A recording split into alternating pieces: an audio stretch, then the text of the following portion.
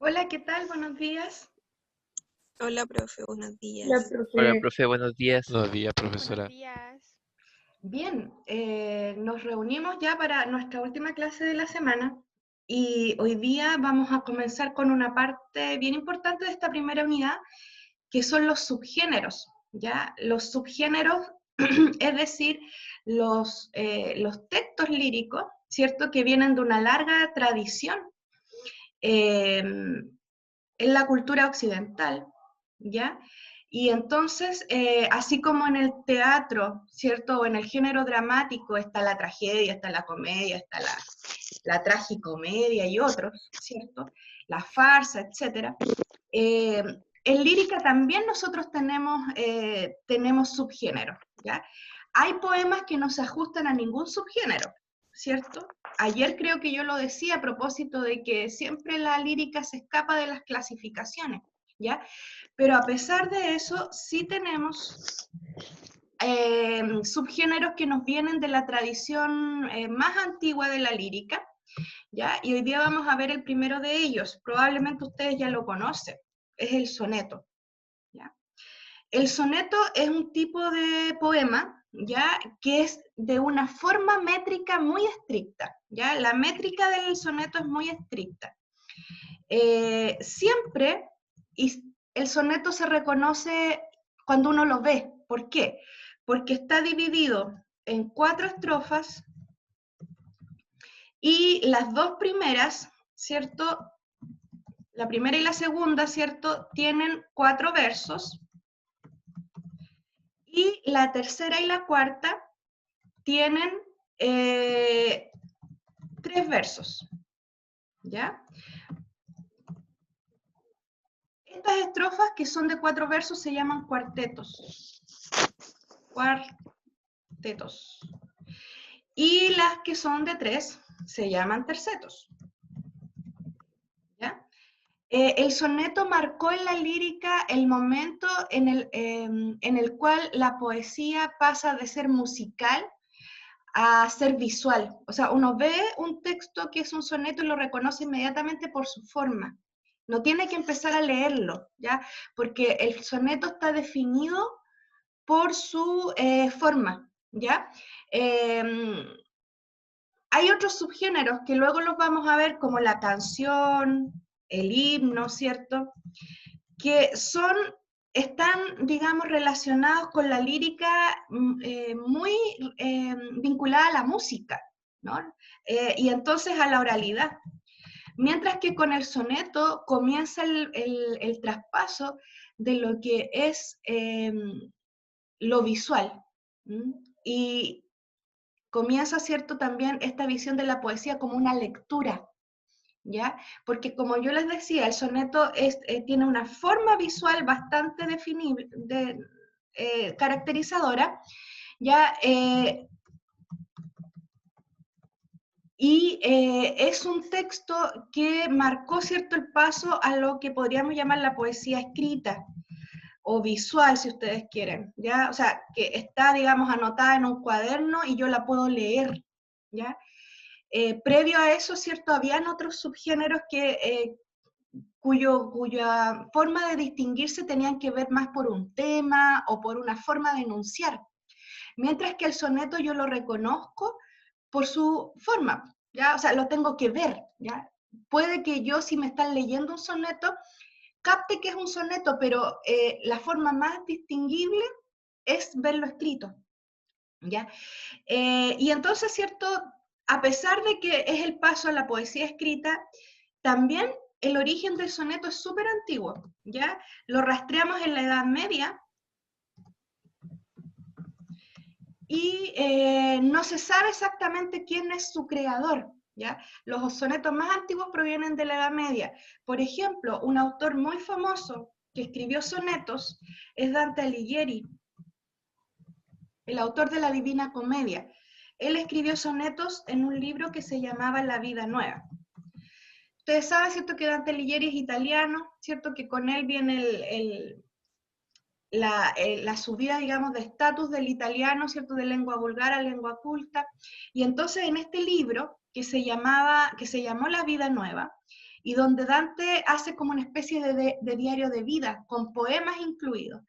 Y esta historia que cuenta, ¿cierto?, en la vida nueva es una historia personal de amor, ¿cierto? Dante Alighieri estuvo enamorado muchos años, o sea, toda su vida, por lo que él cuenta, ¿cierto?, de una joven llamada Beatriz Portinari, ¿ya? Independiente, ¿cierto?, de esta Beatriz Portinari histórica y de la verdadera historia, pasó a la ficción este amor como un amor imposible, un amor que siempre se mantuvo en el estricto respeto, un amor platónico, ¿ya? Y entonces los primeros, o sea, uno de los primeros sonetos ya de la Edad Media están acá, en la vida nueva. Pero quien inmortalizó el soneto, el que le fijó esta forma, digamos, tan estricta, que además de tener estas estrofas, tiene una medida de verso bien específica, es también un autor medieval que se llama Francesco Petrarca. Petrarca es italiano, ¿ya? Y al igual que Dante, y fue un admirador de Dante. Petrarca estuvo muy enamorado de una joven llamada Laura de Naves, y así como Dante dedicó su obra a Beatriz, Petrarca dedicó su obra a Laura, ¿ya? Hay algunos estudiosos que piensan que, independiente de esta Laura biográfica, Laura de Naves, Francesco Petrarca le dio como más importancia a este sentimiento para parecerse a Dante, es decir, para imitar este amor total y casi de consagración, ¿cierto?, hacia Beatriz, que él se habría consagrado a Laura en sus textos también como una forma de imitar al maestro, ¿ya?, que es Dante. Entonces el soneto, como les estoy contando, ¿cierto?, está ligado a historias de amor, y por lo tanto siempre el soneto, o la mayoría de las veces, ¿ya?, parte de sus características es que su tema es amoroso. Así lo consagró Petrarca. Entonces, toda la vida cortesana del Renacimiento y de fines de la Edad Media implicó dentro de todas sus características la escritura de sonetos, ¿ya? Y el dedicar sonetos a damas que se pretendían en el terreno amoroso, ¿ya? Para terminar con la cuestión de la métrica estricta, cada uno de los versos, si ustedes cuentan, acá tenemos 2 estrofas de 4 versos, ya llevamos 8 versos, ¿cierto? Más estos otros que son 6, 3 y 3, tenemos que hay 14 versos, que todo soneto tiene 14 versos. Y estos 14 versos, chicos, siempre van a ser endecasílabos. Eso significa que miden 11 sílabas métricas, ¿ya? Les voy a mostrar un soneto, ya, para que me entiendan, ¿cierto?, lo que yo estoy diciendo con respecto a que uno lo ve y lo reconoce de inmediato. Voy a compartir pantalla con otra cosita que tengo abierto acá, otro archivo. Fíjense en esto. ¿Se fijan? Uno ve un soneto y lo reconoce de inmediato, porque están los cuatro primeros versos, ¿cierto? Primera estrofa. Los 4 otros, ¿cierto?, siguientes, segunda estrofa, 3 y 3. Eso es un soneto, ¿ya? Fíjense en esto también. Aquí, si lo leemos, ¿cierto? En tanto que de rosa y azucena se muestra la color en vuestro gesto, y que vuestro mirar ardiente, honesto, con clara luz la tempestad serena. No vamos a reparar todavía en el tema. Fíjense en la forma y fíjense en cómo esto suena. Ayer yo les hablaba de la rima, ¿no?, de la coincidencia de sonido a finales de los versos.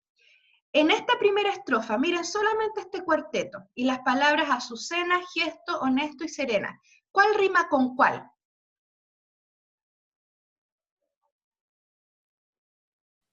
La primera con la última y la Perfecto, que está entre medio. ya. Entonces ahí ponemos, voy a poner acá, la voy a separar, ¿cierto?, para que se note. Acá tenemos la primera rima. Este es un esquema de rima, se va haciendo con letras. Entonces, la primera, ¿y cuál rima? Gesto con honesto, ¿cierto? Entonces a esto le ponemos B. Que es simplemente, ¿por qué la B? Porque es la segunda en orden de aparición en el texto. Acá tenemos la primera rima, que va a rimar con esta, y la segunda con esta. Este esquema de rima se llama rima abrazada, ¿ya? Porque hay una rima dentro de otra, es como si fuera un abrazo, ¿ya? Entonces, en tanto la distribución de la rima, esta es abrazada, y fíjense en el tipo de rima. ¿Esta rima es asonante o es consonante? Azucena con Serena. ¿Cuál es la última vocal acentuada? Acá tenemos cuatro vocales, ¿cierto? La A, la U, la E y la A. ¿Cuál es la última vocal acentuada de Azucena? ¿Dónde se carga la voz? En la E. Gracias, en la E. Y por lo tanto, entonces, si yo quiero ver la rima que hay entre una palabra y otra, ¿cierto? Yo subrayo ahí, ¿cierto? Desde la última vocal acentuada. Y entonces acá tendría que rimar con esto, ¿no? La última vocal acentuada de Serena es Serena, ¿cierto? Por lo tanto, acá está la rima. Y yo veo que hay coincidencia de sonido, tanto de vocal como de consonante. Por lo tanto, de acuerdo a la distribución de la rima es abrazada. De acuerdo a su naturaleza, la rima es consonante. Es un tipo de rima consonante. Pasa lo mismo entre gesto y honesto. ¿Se fijan? La última vocal acentuada es la E, ¿cierto?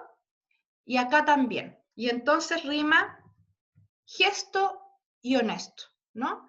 Y entonces, de nuevo repetimos, ¿cierto? Es consonante. Ustedes van a ver que el soneto generalmente emplea rima abrazada, como en este caso, o rima alternada, o sea, por ejemplo, esta es la A con esta, y esta es la B con esta, 1 y 3, 2 y 4. Acá tenemos 1 y 4, y 2 y 3, ¿ya? Y van a ver que esto se repite en el siguiente cuarteto, porque si nosotros vemos la palabra vena, ¿a qué rima corresponde? ¿A la A o a la B? Vena, presto, enhiesto, desordena. ¿Qué rima con qué, chicos?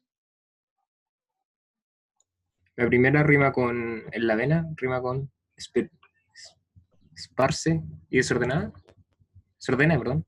¿No? Con desordena, ya, perfecto. Vena, desordena. Bien, y con Azucena y con Serena. ¿Se fijan que todas son ena o no? Entonces, como es la misma rima, ponemos la letra A también. Es la misma rima Profe, que se va repitiendo. Dime, Alonso. a veces Oh, perdón, la Alonso, segunda, ¿cierto? Sí. sí, a veces la segunda parte de B a B, ¿cierto? Como que se invierte en relación a la primera. Perfecto. Siempre el esquema de un soneto, el esquema de rima es, en los dos primeros cuartetos funciona de una misma manera y en los dos tercetos funciona de otra manera. Vamos a ver que acá vamos a tener que poner una rima C y D, o C, D, E también. Puede darse el caso en un soneto. Pero acá repetimos, se fijan que de nuevo es abrazada, siempre es así en un soneto. O es abrazada o es alternada, porque acá tenemos presto, fíjense, gesto, honesto, presto, enhiesto. Enhiesto, ¿se fijan? Aunque yo no digo enhiesto, porque ahí ya no habría rima, porque la última vocal acentuada sería la I. Entonces acá tenemos B. ¿Entienden lo que estoy haciendo? ¿Sí? La rima es el último, siempre para la rima se mira el último verso, ¿ya? Y ese verso va a tener que calzar con otro verso. Así es en un poema clásico, ¿ya? La rima consonante generalmente está en los poemas clásicos. También comprobamos que esta es abrazada, de acuerdo a su distribución, y que es consonante, porque riman, coinciden, ¿cierto? Las vocales y las consonantes. Pero ¿qué pasa acá? Fíjense, primavera, airado, cumbre.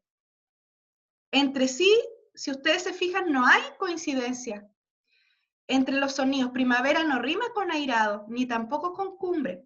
Pero si yo sigo leyendo el texto, primavera, miren acá, ¿con cuál palabra calza? Ligera. Ya, con ligera. Perfecto. Y hacemos la C. Y helado o airado, ¿cierto? Entre sí. Letra D. Cumbre con costumbre. Este es un esquema de rima de soneto, clásico, ¿ya? Como ustedes pueden ver, el soneto se ve y también se siente en cuanto a sonido, porque el soneto siempre va a rimar, el soneto clásico siempre va a rimar en sus últimas palabras, ¿ya? La última palabra del verso va a coincidir en su sonido con alguno de los versos posteriores, ¿ya? Siempre el esquema va a ser este, que es rima abrazada, o podría ser este otro, lo voy a anotar acá, que es lo voy a anotar para el lado, para que sea más fácil para mí. ¿Ya? Esto se llama rima alternada, ¿ya? Que sería A, B, o sea, aquí A, B, ¿ya? Acá nos tocó que el soneto de Garcilaso es abrazado, ¿ya? Es abrazado y de rima consonante. Y para acá se fijan que también hay rima consonante, porque tenemos que también hay coincidencia de sonido entre la vocal y la consonante. ¿Se entiende esto, chicos, o no? Si no se entiende, tienen que decírmelo. Sí se entiende, profesora. Ya, qué bueno. Airado con helado, ¿cierto?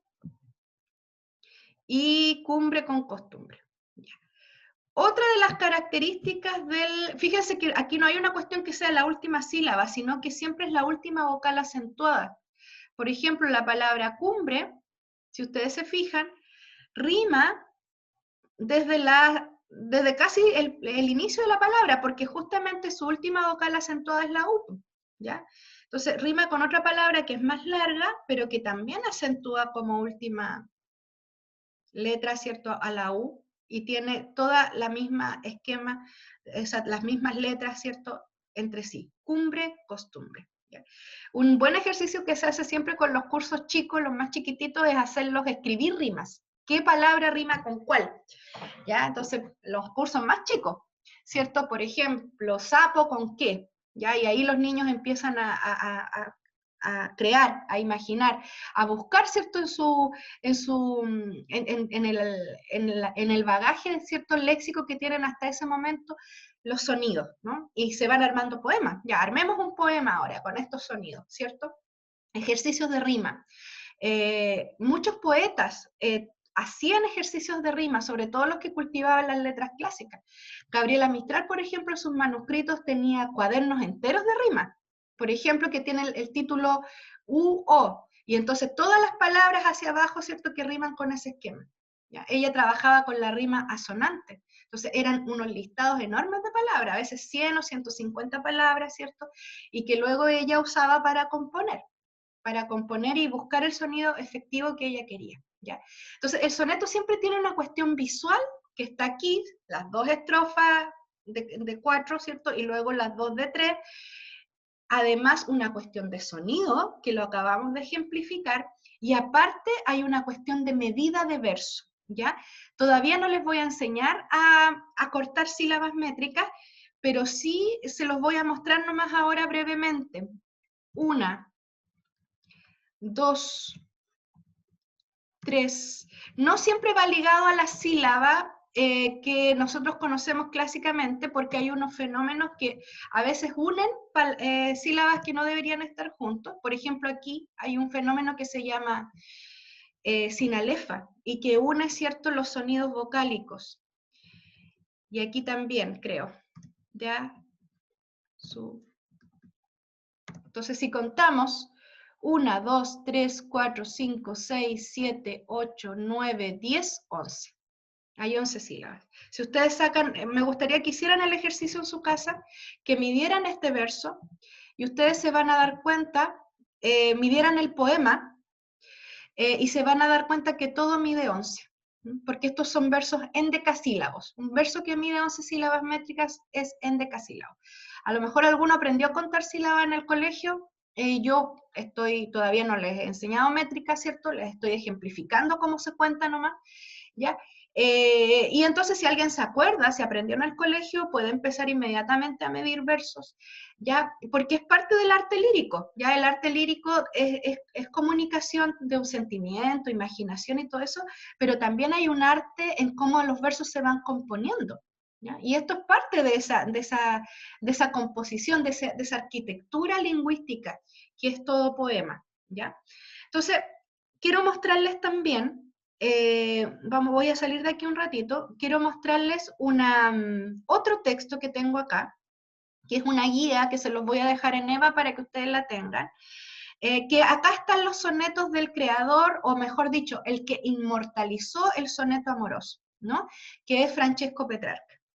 Acá también podemos reconocer la misma forma, acá tenemos, por ejemplo, el soneto a Laura, y entonces ahí están las 4 estrofas.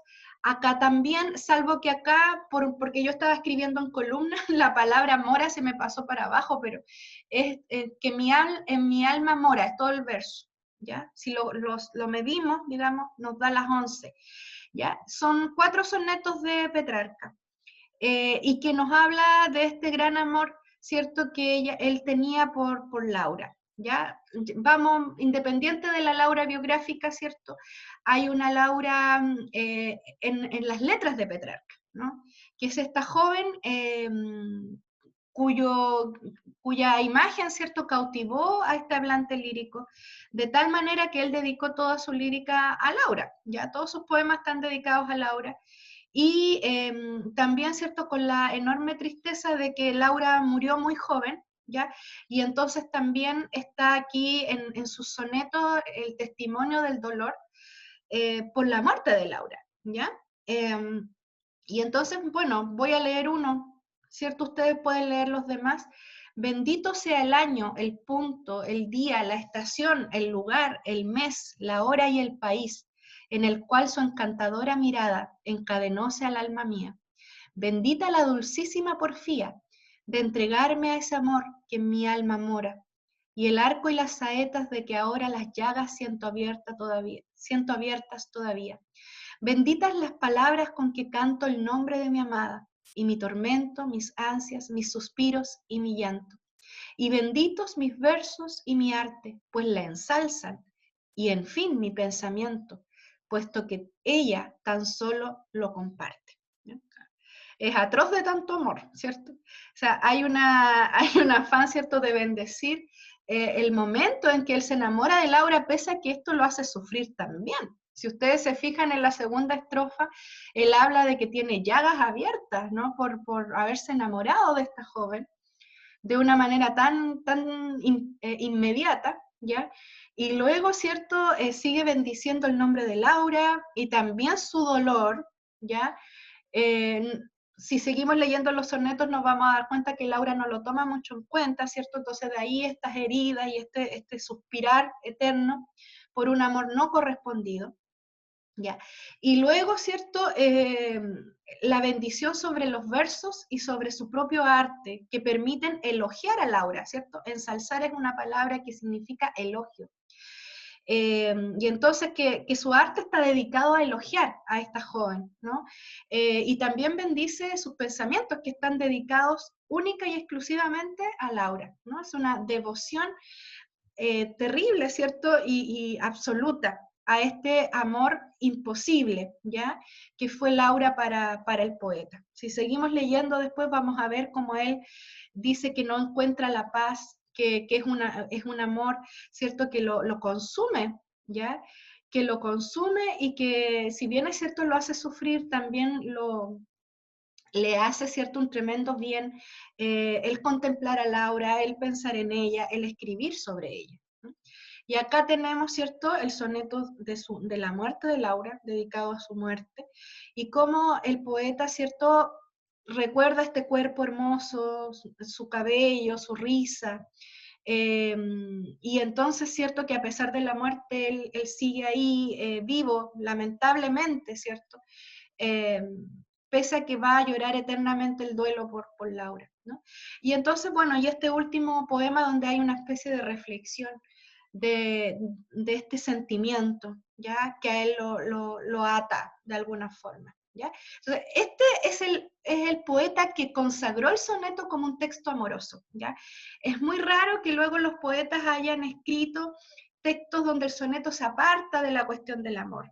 Siempre el soneto es un texto que está para alabar a una dama que se ama. Generalmente el soneto fue cultivado más por hombres, ¿ya? Y entonces siempre hay una amada ahí, ¿cierto? Que está por esta tradición, ¿no? Esta tradición que empieza con el Dante, que sigue con Petrarca, que continúa después Boccaccio y todos los cultores de los sonetos del Renacimiento, posteriores, ¿cierto? A estos autores medievales, ¿ya?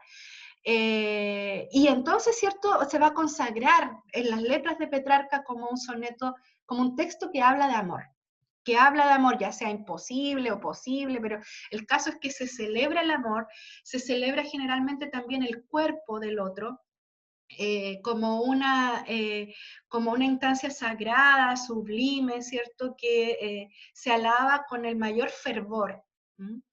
Y entonces les voy a dejar esta guía de Petrarca para que la lean con más calma, y ahora vamos a volver a esta otra, que es el momento, ¿cierto? Estábamos hablando de este otro poeta también, o sea, yo les mostré con el esquema de rima, este texto de Garcilaso, que es muy famoso, el soneto 23, generalmente se lee mucho en la media, porque se lee a propósito de los tópicos, ¿ya? No sé si recuerdan de la media lo que son los tópicos, pero los tópicos son especies, lo voy a anotar acá, especies de lugares comunes, de cliché, ¿ya? Que los poetas cultivaban, sabían, ¿cierto? Y que acudían a ellos para hablar de algunos temas que eran importantes en la época. Entonces, este soneto siempre se muestra como un ejemplo de un tópico bastante conocido.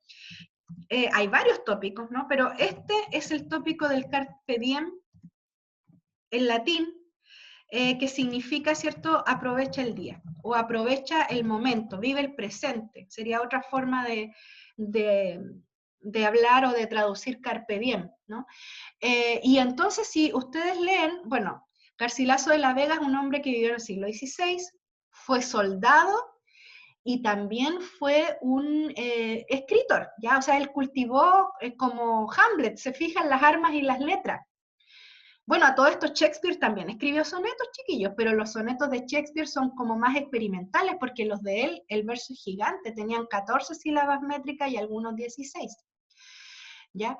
Entonces Garcilaso fue un caballero de las armas y las letras, y por lo tanto cultivaba la escritura de sonetos. O sea, si hay, este es el soneto 23, porque él escribió muchísimo, ¿ya? Generalmente a los sonetos se les pone número nomás, ¿ya? Eso es como que quedó en la tradición. Entonces acá tenemos el soneto 23 de Garcilaso, y si ustedes lo leen, vamos a encontrar con esta celebración del instante, ¿ya? Dice acá, bueno, es un texto, recordemos, renacentista, ¿ya?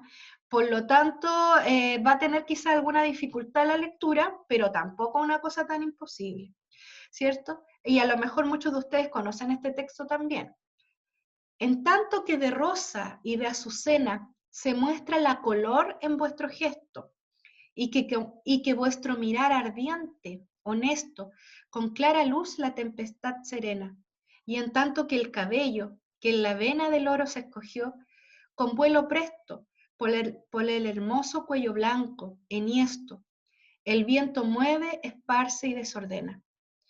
Coged de vuestra alegre primavera el dulce fruto, antes que el tiempo airado cubra de nieve la hermosa cumbre. Marchitará la rosa al viento helado, todo lo mudará la edad ligera, por no hacer mudanza en su costumbre. Bien, yo sé que hay varias palabras que a lo mejor les causan alguna dificultad en términos de significado. ¿Hay alguna palabra en especial que no sepan bien a qué se está refiriendo en el texto?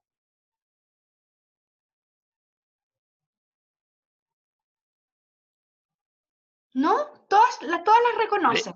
Presto. Presto quiere decir rápido. Rápido, sí. ¿Enhiesto, profe? Gallardo, rígido también. Habla de un cuello blanco y como muy levantado, como muy elegante, ¿ya? Un cuello, digamos, que causa cierta admiración justamente por su largura y también por la belleza, por lo delicado, enhiesto, levantado, ¿no? Una persona que anda, ¿cierto?, con la cara siempre, con el rostro, ¿cierto?, y el cuello levantado. Esa es la idea, ¿no? Ya, otra palabra que no se entienda acá. Mudanza, cambio, ¿ah? Por no hacer cambio en su costumbre, mudará, cambiará, todo lo mudará a la edad ligera, todo lo cambiará a la edad ligera. Ya, ¿de qué habla el texto? A ver. Una idea así como que a ustedes les resulte como bien clara de la que está hablando el texto.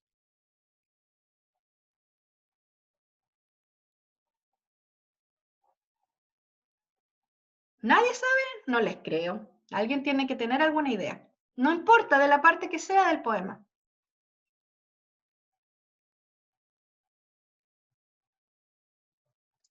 De la belleza de la persona. Muy bien, se está hablando de la belleza de una persona. ¿Y cuáles son los atributos de la belleza de esta persona? Su mirada, Ya, su perfecto. cabello, su cuello. Correcto. Vuestra alegre de primavera, me imagino que de su edad. Es joven, ¿cierto? Sí. Claro, dice tengo 15 primaveras, ¿cierto? Tiene 16 primaveras. Es una metáfora muy antigua de la tradición, ¿no? La alegre primavera en la juventud, una metáfora acá. Una metáfora pura, pues no dice juventud es primavera, simplemente dice la alegre primavera. Ya, perfecto, una persona joven, de un hermoso cuello blanco, de un cabello además de qué color, según el poema, esta mujer se parece a Laura, ¿ah? Es como que la tradición siempre dice, ¿cierto? Rubia. Que rubia. Este cabello se escogió en la vena del oro, ¿cierto? Es como de un oro escogido, ¿cierto? Y un cabello, ¿cierto? Que estéticamente es muy hermoso cuando se mueve, se esparce y se desordena al viento, ¿no?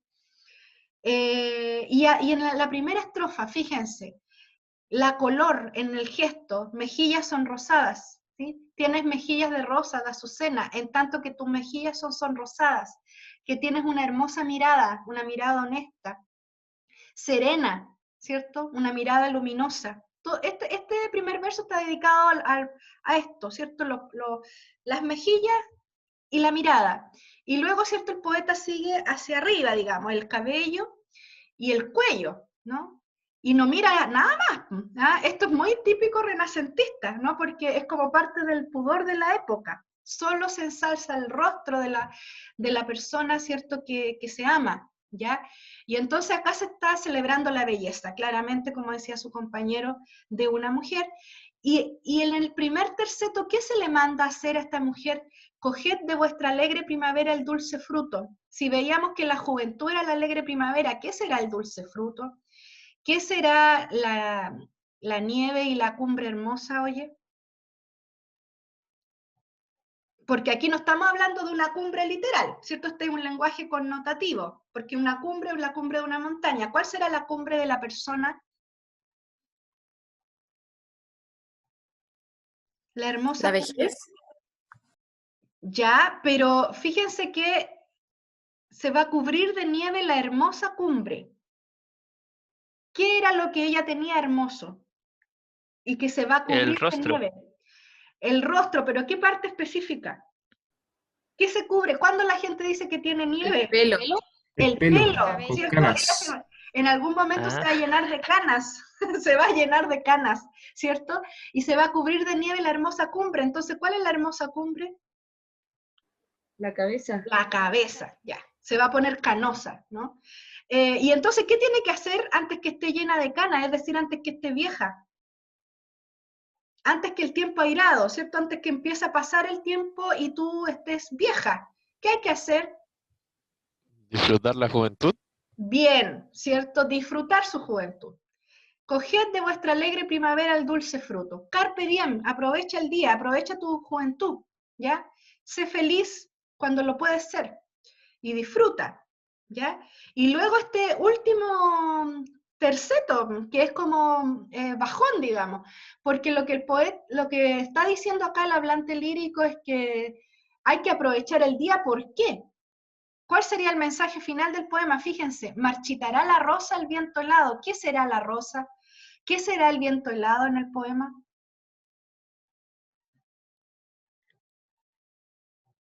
El viento helado va a marchitar la rosa. ¿Quién vendría siendo la rosa? ¿O qué vendría siendo la rosa? ¿La persona? ¿Uno? Podría ser esta joven mujer, ¿no? Esta joven mujer que va a ver marchita su belleza, ¿cierto? Y el viento helado, ¿qué sería? La vejez. La vejez, ¿cierto? El viento helado va a marchitar tu belleza y va a cambiar, ¿cierto? Tu edad ligera, tu juventud. Fíjense, por no hacer mudanza en su costumbre. O sea, esto les pasa a todo el mundo. ¿Mm? Todo el mundo, ¿cierto? Va a sufrir el hecho de que va a pasar, va a tener una gran belleza a lo mejor en su juventud, ¿cierto? Pero luego todo esto se va a ir marchitando, ¿ya? Vamos a irnos envejeciendo. Y entonces la edad ligera, que es este tiempo implacable para el poeta, ¿cierto?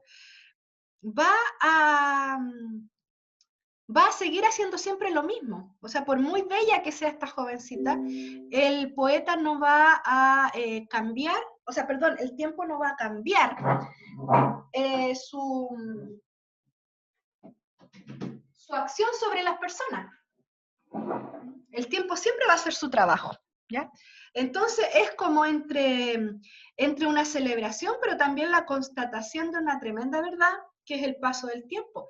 Y dentro de esta, ¿cuál es la lección que da el poeta?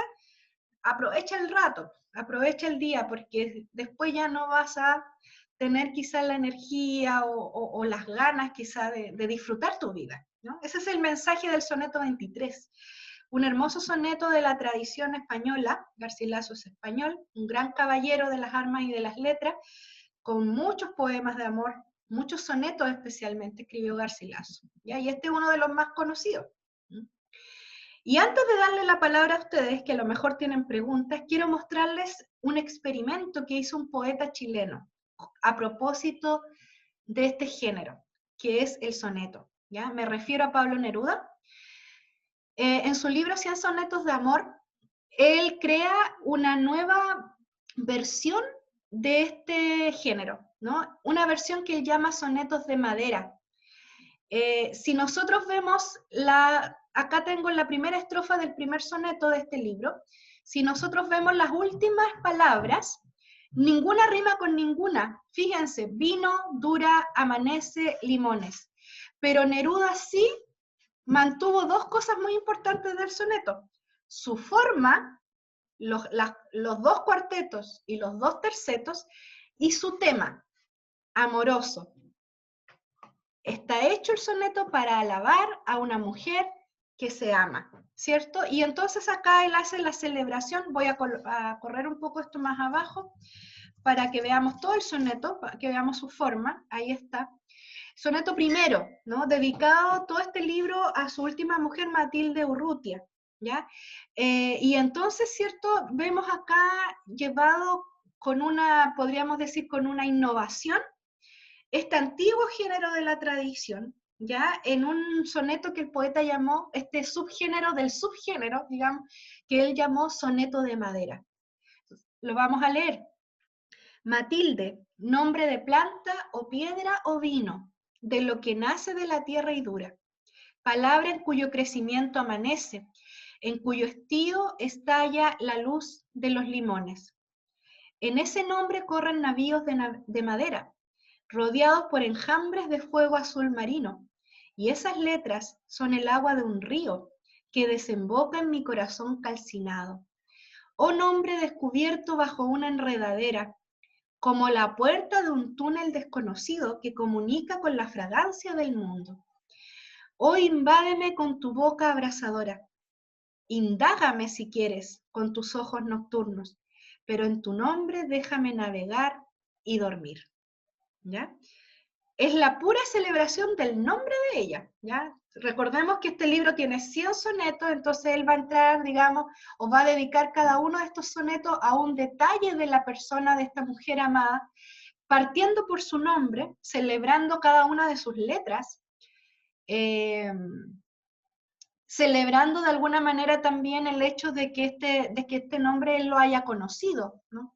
O nombre descubierto bajo una enredadera, ¿no? Me imagino por extensión la celebración de haberla conocido a ella, ¿no? También, no solamente el nombre, ¿sí? Y entonces la pura celebración de la palabra, fíjense, de la palabra Matilde, ¿no? Antes de entrar luego, ¿cierto?, en los segundos sonetos y tercero y cuarto, a la persona Matilde, ¿ya? Entonces, me gustaría saber si se entiende lo que he planteado y si tienen alguna pregunta con respecto a este subgénero hermoso, este subgénero que es de amor, que está hecho para hablar de amor, que está hecho para celebrar la belleza, la juventud, el amor, ¿cierto? Que también este amor a veces tiene esta doble faz de ser una cosa como tormentosa, lo veíamos, ¿cierto?, en el caso de Petrarca. Pero que está ahí para dejar el testimonio, ¿cierto?, de una época muy antigua, donde había, ¿cierto?, esta alabanza por el ser amado, y que esta alabanza se expresaba en un texto, ¿ya? En un texto que tenía unas características bien específicas y que estaba marcado como un texto amoroso. Entonces, me gustaría saber si hay alguna pregunta sobre el soneto o sobre los autores que hemos visto. Hemos visto, bueno, yo les mencioné al Dante solamente, me imagino que el año pasado lo vieron en las literaturas antiguas por ahí, pero Petrarca, ¿cierto?, este italiano enamorado de Laura y consagrado a ella en sus letras. Luego, ¿cierto?, Garcilaso, que celebra la juventud en su famoso soneto 23 y la necesidad de actuar en la juventud, ¿no?, de actuar para disfrutar. Y luego, ¿cierto?, Neruda, que le dio una vuelta de tuerca a este género, sacándole la rima, o sea, haciendo menos rígido el texto, pero manteniendo su forma clásica y, por supuesto, su tema, ¿ya? Entonces, ¿hay alguna pregunta de la rima, de lo que sea, que ustedes tengan? Los escucho.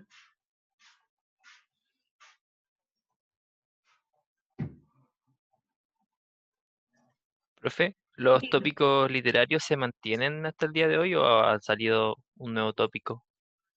Ya, los tópicos son un fenómeno histórico, ¿ya? Hay tópicos antiguos grecolatinos, hay tópicos medievales y hay tópicos renacentistas, ¿ya? Ahí quedó la tradición y lo que han hecho los autores posteriores ha sido como, digamos, actualizar estos tópicos, así, haciendo lo mismo de alguna manera que hizo Neruda con el soneto, ¿cierto? Lo transformó en un soneto de madera.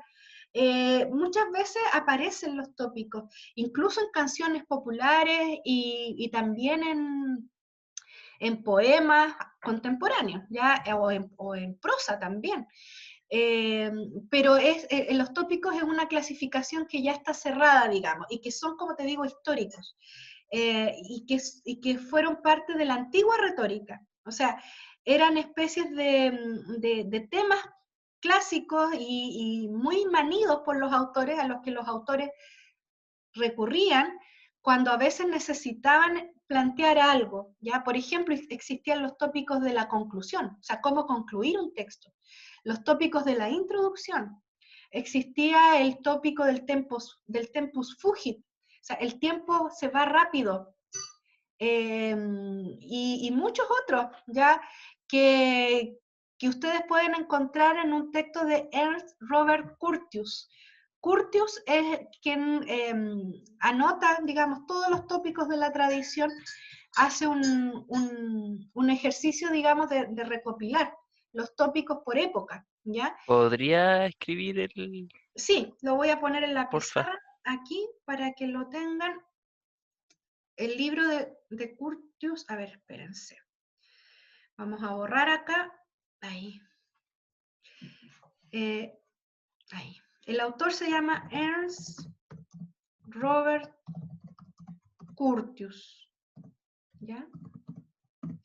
No me acuerdo cómo se llama el libro exactamente, pero creo que es como algo así como los tópicos. A ver, lo voy a buscar rápidamente en internet porque Curtius es conocido por ese libro, ¿ya? O sea, él hizo muchas otras cosas, pero se llama Literatura Europea y Edad Media Latina.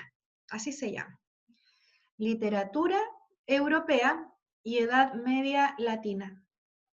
Gracias, profe. De nada. Y entonces en este texto que es muy famoso, ustedes pueden encontrar un abanico, o sea, y un compendio muy completo con ejemplos ya de cada uno de los tópicos, ya que existen, que existieron en la tradición europea, porque básicamente, ¿cierto? Esto es tradición europea, medieval y renacentista, porque estos son los que toman los tópicos clásicos que venían de Grecia y de Roma. ¿Mm?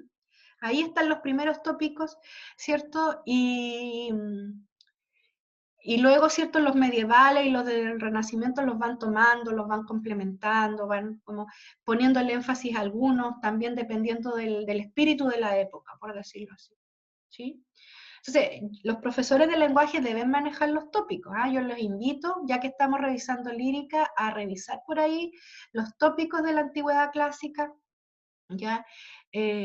Porque van a estar apareciendo. Cada vez que yo veamos un poema con tópico, donde hay un tópico, yo les voy a decir, miren, este es el tópico que hay acá.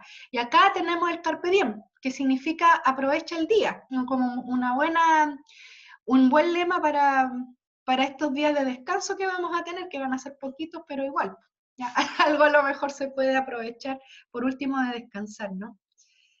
¿Alguna otra pregunta?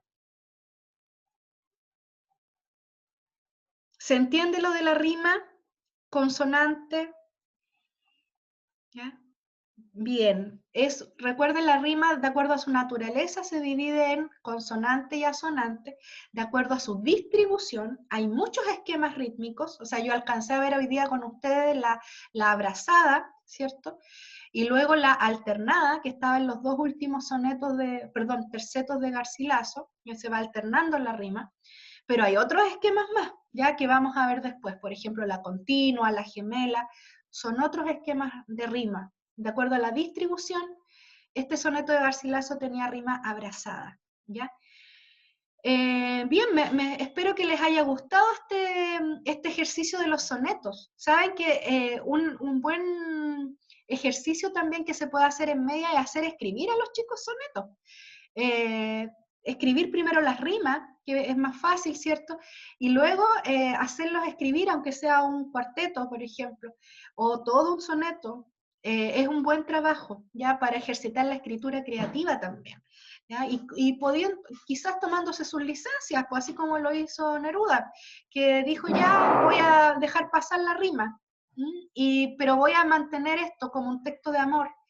Y la forma clásica, o sea, la persona ve esto y es un soneto inmediatamente. El soneto se reconoce por lo visual. ¿Algún otro comentario? Bueno, chiquillos, que pasen felices fiestas, que por lo menos puedan descansar. Sé que no están los ambientes como para salir a bailar a las fondas, o sea, de hecho no van a haber fondas, pero por último, ¿cierto? Ya les sirve, yo creo, descansar un par de días, ¿cierto? De lo académico, ¿no?